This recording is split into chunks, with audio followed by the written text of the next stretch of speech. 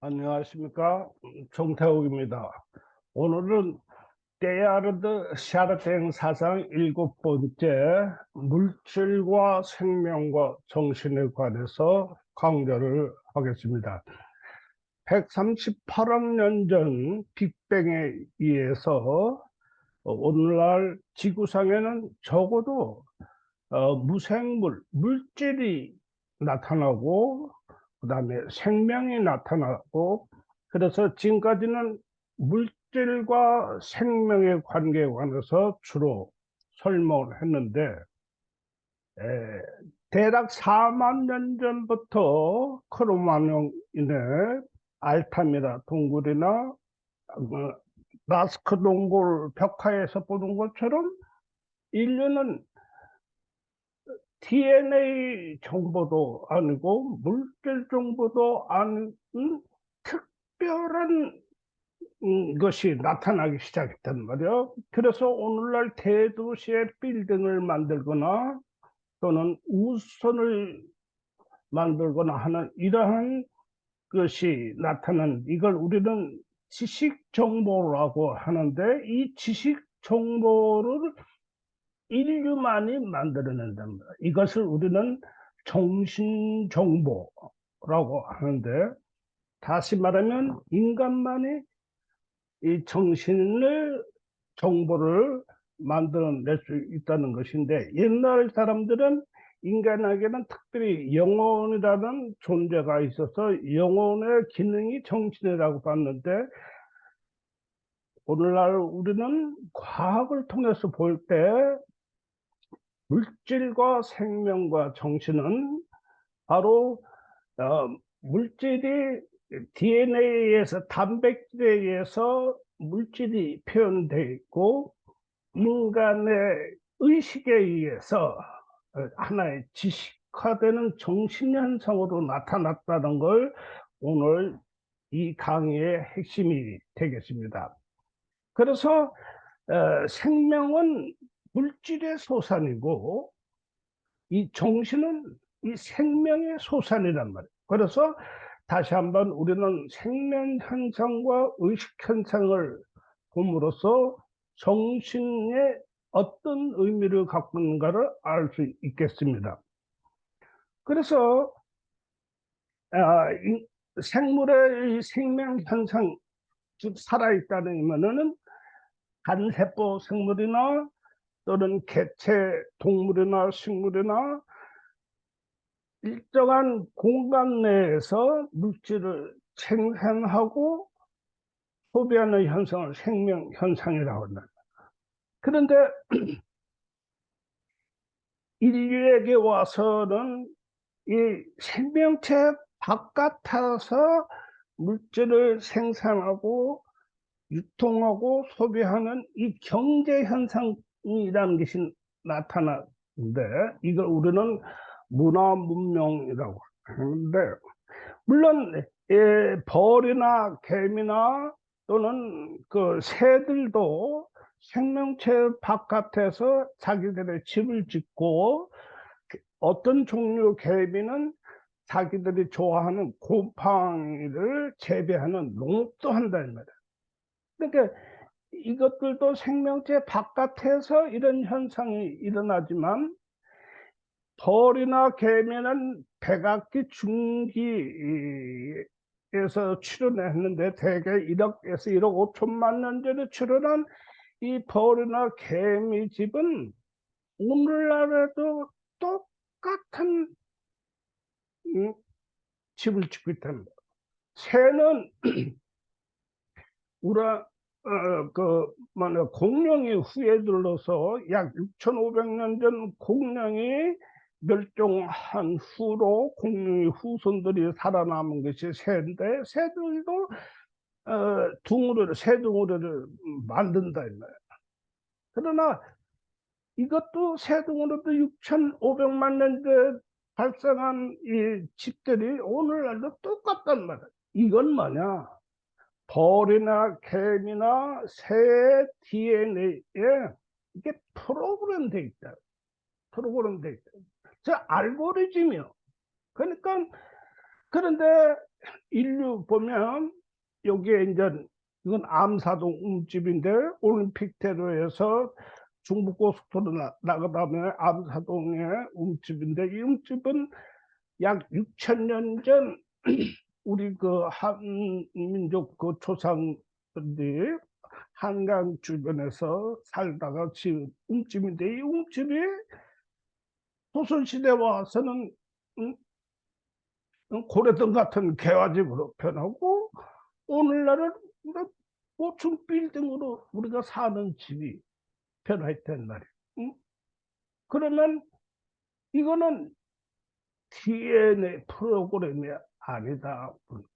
그러면 DNA 프로그램이 아닌 이 생명 현상이 일어나는 인류에게서 이걸 우리는 문화 문명인데 이 문화 문명을 발전시키는 근원을 우리는 정신 정보, 쉽게 얘기해서 지식 정보를 말할 수 있단 말이에요. 그래서 이와 같이 그 다음에 이제 이 생명 현상을 하기 위해서는 즉 내 자신과 대상을 인식하는 의식 현상이 생물 현상이 생물에서 일어나는데 그 조계종의 얼마 전에 얼마 전에 돌아가셨던 그 성교스님께서는 사는 산이 물은 물이다라는 말씀을 하신 것이었어요. 아, 그럼 사는 산이고 물은 물은 누가 몰라?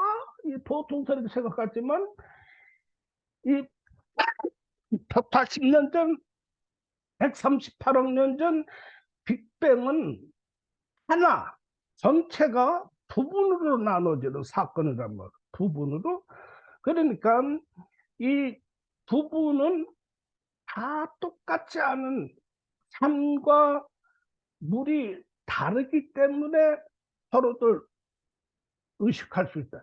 만약 세상이 전부 다 이 산으로 돼 있다거나 세상이 전부 물로 돼 있으면 의식이 필요 없다.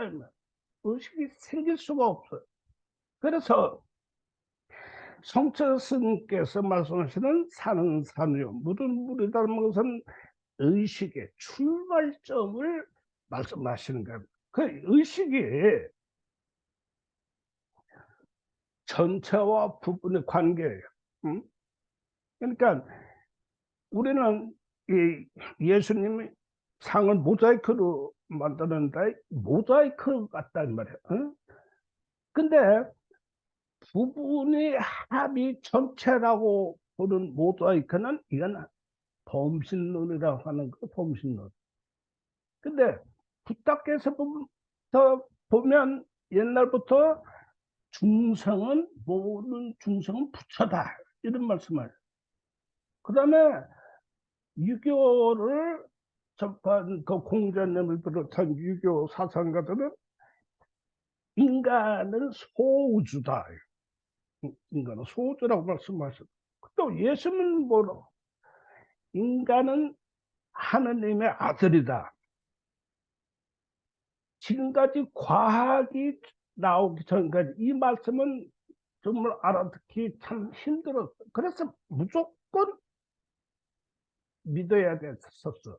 그런데 오늘날 러시아 여기 마트로시카 인형을 좀 봐요. 이 큰 마트로시카 인형에 이 작은 인형들이 다 집어 들어가잖아요. 응? 이게 프랙탈 구조란. 우리 다이아몬드 있잖아요. 소위 계급다는 다이아몬드. 이 다이아몬드는 쪼개고 쪼개고 분자 한 개까지 쪼개도 다이아몬드 모양이에요. 이거 프랙탈 구조 물리학에서. 그러니까 전체와 부분에서 이 부분은 단순한 조각이 아니라 압축된 전체다 이 말이에요. 그러니까 원자, 수소 원자 한 개, 또 소립자 하나에 우주 전체의 정보가 들어가 있다. 이것이 인간은 DNA 35개로 단백질로 표현하기 때문에. 그래서 불교 철학에서는 이와 같이 전체와 부분을 특히 앞에 성철 스님께서 말씀하신 산은 산이요 물은 물이고 다 다른다는 것을 천상천하 유화 독존이라는 말씀을 하신단 말이야, 불교 철학에서는. 그러면 이 천상천하 유화 독존이라면 세상엔 내가 특별한 나밖에 없다, 그런 의미가 아니다 이 말이야. 모든 부분은 다 다르다 이 말이야. 다르지만 그 다른 것은 전체에 압축된 전체라는 거예요. 그래서 전체와 부분의 관계 현상이 우주 전체가 움직이는 기본 원리로 그 불교 철학에 보고 있는, 이걸 연기론이라고. 연기론. 그래서 불교 철학 천상천하 유화 독존이란 말을 서양 신학에서는 이걸 격이라고. 인격, 신격, 격으로 표현한다는 거예요. 그러니까 전체로 표현하고 하느님으로 표현한다. 또 부분도 성자로 표현한다. 그래서 전체와 부분의 관계 현상을 격으로 표현하니까 가톨릭 신학에서는 이 연기론을, 불교 철학에서 말하는 전체와 부분의 관계 현상의 연기론을 성부, 성자, 성령으로 표현한다 이 말이야. 성자, 성령. 그래서 우리 가톨릭에서는 주교님들이 다 모여서 회의를 해서 가톨릭에 대한 제반 교리나 법령을 결정하는 공의회가 있는데, 제1차 공의회가 공의가 있었는데, 니케아라는 지금의 터키의 한 시골집인데, 니케아에서 제1차 공회가 AD 325년에 처음 1차 공회가 있었는데, 그때 가장 큰 문제가 예수님이 한편은 인성과 신성이 있다고 했고, 아르시아파라는 한번은 인성밖에 없다, 이렇게 했는데, 예수한테 신성과 인성이 있다는 의미는 바로 인간에게 신성과 인성이 있다는 의미를 갖고 있었기 때문에 이게 아타나시오라는 분인데, 이번에 크게 주장해서 제1차 공의회 때는 예수는 신이면서도 인성을 갖고 있다고 결정을 했다는 거야. 이건 뭐냐? 인간은 전체면서 부분이라는 뜻이야.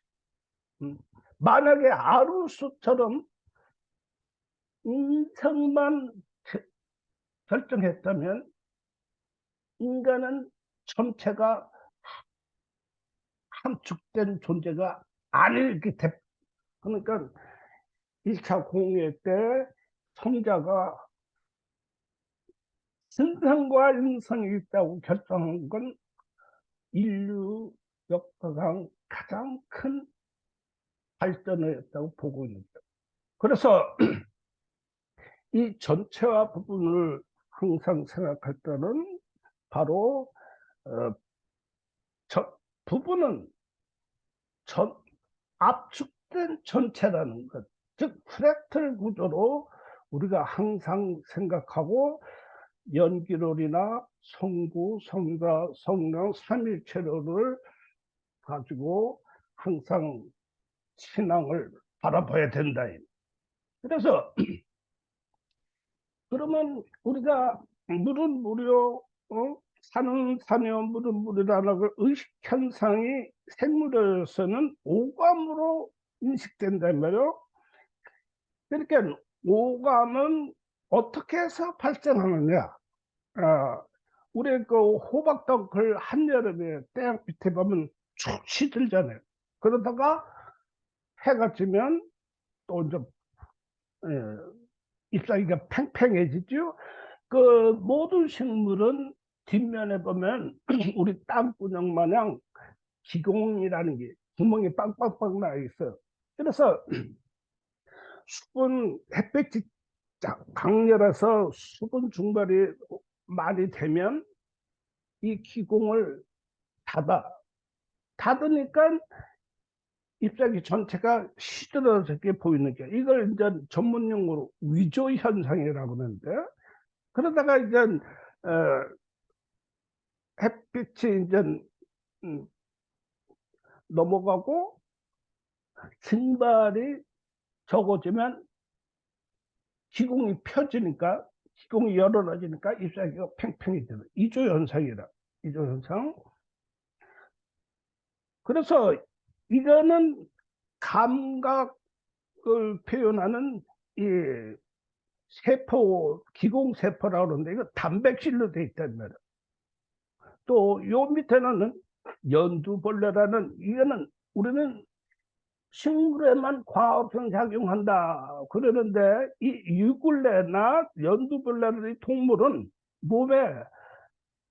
몸에 엽록체를 갖고 있어 가지고, 근데 엽록체를 갖고 있어 갖고 과학성 작용을 한다고요.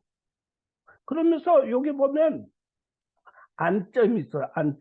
안점은 빛에 아주 민감한 단백질로 돼 있는 세포인데, 이게 이제 유굴레나는 햇빛이 밝게 들어오는 그 물 속에서 햇빛이 밝게 나는 그쪽으로 안점을 통해서 굴러 움직여서 햇빛이 많은 곳으로 가서 몸 표피에서 엽록체에서 탄수화물을 만든다. 그러니까 이와 같이 그 보고 듣고 냄새 맡고 맛보고 하는, 이건 전부 다 단백질의 특성이요. 그래서 어, 빛에 민감한 박테리아, 또 냄새에 민감한 박테리아, 소리에 민감한 박테리아, 이런 단세포 생물들이 처음에는 키메라 진화를 설명했었죠. 이 물질, 그 생물체들이 처음에는 DNA 변이에 의해서 이 분화된 것이 아니라, 처음에는 이와 같은 단세포들이 모여서 하나의 생명체를 만들었단 말이에요. 이걸 키메라 진화라고 설명을 했었는데, 그래서 이 오감이라는 것은 이와 같이 생물의 진화하는 과정에서, 진화하는 것을 키메라 과정에서 소리에 민감한 박테리아 단백질, 또는 빛에 민감한 박테리아, 뭐 이런 것들이 한 세포에 모여갖고 척추 동물물이 돼가지고, 여기서부터는 DNA의 변이에 따라서, 즉 환경에 적응하기 위해서 DNA를 변화시키는 변이를 통해서 생물이 진화를 하겠다면, 그러니까는 이 의식 현상을 처음으로 말씀한 분이 바로 그 프랑스의 생물학자 라마르크.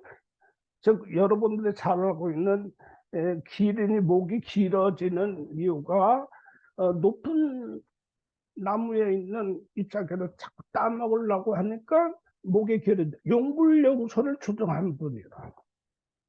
그러니까 이분은 옛날에는 그 생물학이라는 게 없어서 박물학이라고 해가지고, 박물학이란 광물학, 그 당시에는 지질학이 없어서 광물학이라고, 그 다음에 식물학, 동물학 세 개가 있었는데, 이 여기서 식물학과 동물학만 따로 떼서 생물학이라고 처음으로 말씀하시고, 생물의 진화는, 즉 동물에 있어서 생물의 복잡성은 의식의 복잡성으로 이어지는 진화가 있는. 그러니까 이분이 그 1809년 동물 철학을 이게 처음 책에 나셨을 때 바로 이 생물 진화에 관해서 생물의 복잡성은 의식의 복잡성으로 이어지는 진화론을 1809년이 찰스타인 태어나던 해요. 찰스타인이. 그래서 사르탱 사상을 공부하기 위해서는 먼저 라마르크의 생물학에 관해서 좀 알아야 돼요. 그 다음에 누구냐, 창조적 진화를 지으신 그 프랑스의 그 앙리 베르그송, 이분에 대한 책을 좀 읽으면 샤르탱 사상을 훨씬 이해한다. 그러면 이 의식 현상, 오감 현상이 의식했는데, 오감에 의해서 우리 그 80년대 90년대 TV 드라마에서 누구냐, 그 수사반장 하시던 분, 이분은 그 당시 그 형사들은 대개 도둑놈을 잡는데 육감으로 잡았다. 육감. 그 육감은 뭐냐? 옛날 사람들은 육감을 영혼의 하나의 표현으로 배웠는데, 육감이라는 건 오감의 동시성이란 말이야. 오감의 동시성. 이 오감의 동시성이 어떻게 의식 현상이 나타나는가 이제 봅시다. 자, 그래서 오감은 DNA에 프로그램 돼 있단 말이야. 산은 산이요, 물은 물이요, 분명하게 나타나 있어요. 그 산이 물이 되겠다는데 물이 새나 될 수가 없어, 의식 현상에서는.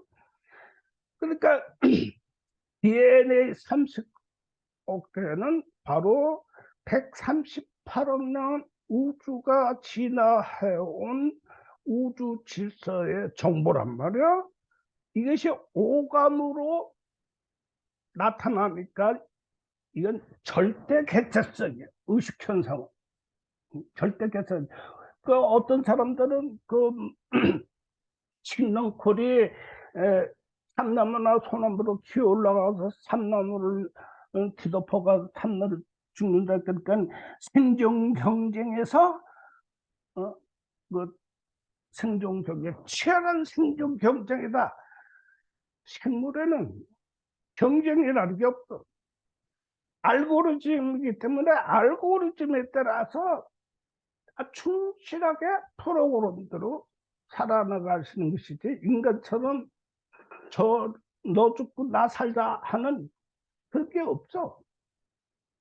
그거 여러분 생물, 특히 지나서 찰스 다윈의 그 진화론을 해서 그 생존 경제, 적자 생존, 그런 말 쓰지 않도록. 물론 생물은 생물을 먹어야 생존이 가능하기 때문에. 그런데 이 생물의 그 먹이 사슬을 보면 피라미드형. 하부 구조가 넓고 상부 구조가 좁으니까 땀 흘리는 노동이 필요한 것이지, 너 죽고 나 살자 하고 치열한 생존 경쟁의 세상이 아닙니다. 생명권은. 어차피 누구든지 생물은 먹거나 먹히든지 해야 돼. 왜냐면 그래야 DNA 30개 다 들어가 있으니까. 내가 먹히더라도 현상에서는 사라지지만 DNA 35개는 살아있다는 거죠. 자, 이런 절대 개체성 의식이 인간에 와서는 이런 의식이 옆 사람이 배고프면 내가 배고파도 수면 현상이 발생한다 이 말이에요. 자, 이 현상은, 이 의식은 어떤 의식이냐? 예를 들어서 사과가 있단 말이에요. 우린 사과하면 남북한 한민족 8천만 명은 사과가 뭔지 다 알아들어. 침팬지도 사과를 알을 거예요. 근데 침팬지는 침팬지마다 어떤 놈은 이게 사과고, 어떤 놈은 이걸 돌로 표현하고, 어떤 놈은 이걸 배로 표현하고, 어떤 놈은 이걸 뭐 계란으로 표현하고 하니까 침팬지에는 그 사과라는 물질에 대한 정의를 내릴 수가 없어. 응? 틀을 낼 수 없어. 근데 인간에는 언어가 발생함으로써 호모 이렉투스부터 직립보행을 하게 되면서 뇌와 척추 일직선상으로 하니까 이 성대가 넓어지니까 소리가 24, 26가지 이상 할 수 있으니까 언어로 표현이 가능했단 말이에요. 그러니까 어떤 사람은 사과다, 어떤 사람은 돌이다, 어떤 사람은 계란이다, 이렇게 얘기하다 보면 이 언어는 공기, 진동, 파동이 아닙니까? 그러나 이것이 서로들 주고받고 하는 이 파동 사이에 공명현상이 일어난다 이거예요. 공명현상이. 그래서 공명현상이 일어나면, 즉 공명현상이라고 뭐냐면 파동의 숫자가 달라도 모양이 똑같으면 서로들 더 큰 파동을 일으키게 돼요. 이걸 공명현상이라고 한단 말이에요. 그래서 이게 사과라고 우리는 언어를 통해서 공유하게 돼, 정의를 하게 돼서 이것을 뇌에 저장할 수가 있단 말이에요. 뇌에 저장. 그러니까 두 개, 그 인류 진화의 핵심인 바로 이 뇌의 진화예요. 그러니까 뇌에 저장됐다가 나온 의식은 생물 의식이 아니래요. 이 의식은 공유된 의식이니까 이걸 우리는 정신이라고 한다. 여러분, 그 독일의 그 대관념자 해겔이라는 분이 있죠. 이분의 정신 현상을 한번 읽어보세요. 아주 잘 표현했는데, 물론 이분은 생물학자가 아니고 관념자라 표현이 굉장히 복잡해요. 그래서 이해하기가 힘들겠지만 이 지금 우리가 공부한 생물학을 보고 생각하고 그 책을 한번 읽어보면, 그분이 정신현상 책을 읽어보면 의식과 또 새로 공유된 의식이 따로 있어. 이게 정신이라고 한다고요. 정신. 우리 인류가 언어를 출현했기 때문에. 그래서 이 언어는 파동이 아닙니까?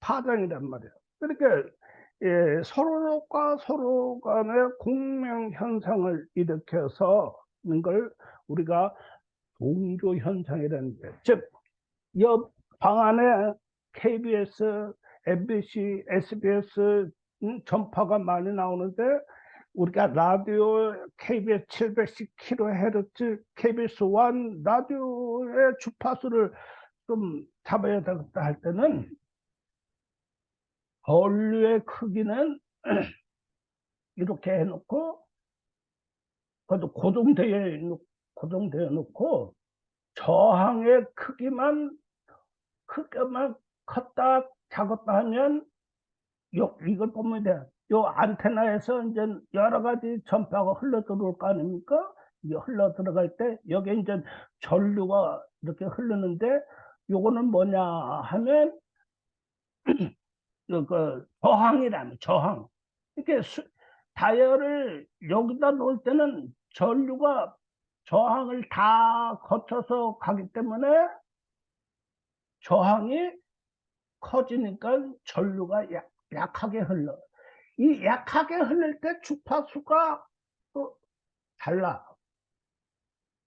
또 이 다이얼을 중간에 놓으면 전류가 이렇게 흐르면 저항이 요게 맞는 전류가 라디오에 들어오게 되는데 이 전류를 시프트 약화해서 진동으로 바꿔놓은 게 라디오란 말이에요. 이때 710kHz가 잘 흐르는 전류를 잡는 게 다이얼을 돌리는 거예요. MBC 910kHz를 한 게 다이얼을 돌리는 건 저항을 크게 하고 적게 하면 떨어서 거기 kHz에 맞는 전류를 흘러내는 거예요. 이게 동조라고 그래요. 동조. 그러니까 정신 발생은 뇌에서 생기는 게 아니야. 뇌에서. 바깥에서 당신과 나하고의 언어를 통해서 공명현상을 통해서 공명현상이 다시 뇌로 들어올 때 새로운 의식이 생기는 거예요. 이게 우리는 정신현상이라고 한단 말이에요. 그래서 결국은 자 튜림이나 이런 생물들은 DNA 프로그램에 의해서 단백질로 표현하지만 오늘날 대도시나 자동차나 비행기나 우주선은 DNA로 만들 수 있는 세상이 아니다 이 말이에요. 인간의 정신정보, 즉 지식정보를 통해서만이 이 새로운 세상을 만들 수 있어요. 그래서 샤르탱 신부님은 뭐라고 말씀하냐면 인류가 출현함으로써 DNA 생물에 의한 생물 진화는 끝났다고 보는 거예요. 물론 아직까지 이걸 확인할 수 있는 건 없습니다. 그런데 모든 생물학자들이 다 찬성하는 것도 아니지만 샤르탱 신부님은 과감하게 현생 인류가 구인류에서부터 출현하기 시작 새로운 인류가 출현했을 때부터는 DNA에 의한 모든 생물의 진화는 끝났다. 이제부터는 인류의 정신 진화가 시작된다. 그래서 인간은 생물이 아니다라고 본 겁니다. 그래서 자 오감을 통해서 생물에서는 의식이 생기지만 이것이 정보를 공유하거나 주고받을 수 있는 인간은 인간의 언어밖에. 그래서 이 새로운 정보는 지식 정보는 물질도 아니고 생물도 아니란 말이에요. 하등이에요. 정신에 의해서 물질의 세계에서 하등의 세계로 전환되는 시점에 이게 인류다. 그래서 인간은 생물이 아니다. 자, 그래서 오늘은 인간의 생물에 관해서, 정신에 관해서, 인류의 정신에 관해서 이제 분명히 얘기해서 인간은 생물이 아니다 이 말이야. 자, 그 다음 시간은 인간은 생물이 아니면 무엇이냐? 이걸 다음 시간에 하겠습니다. 오늘은 이상으로 마치겠습니다. 감사합니다.